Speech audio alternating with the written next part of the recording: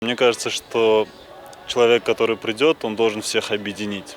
То есть все те элиты, которые у нас есть, это должен быть именно какое-то объединяющее звено, чтобы все старые противоречия остались где-то позади. Такого же патриота, такой же руководитель, который будет беспокоиться о своей республике, чтобы продвигать дело Агузарова. Битаров. Ну, так пускай останется, мы рады будем. Мы это и желаем. Ну, конечно, если бы остался бы наш бывший Тамерлан, он много сделал бы, но надеемся, что Битаров сзади не станет.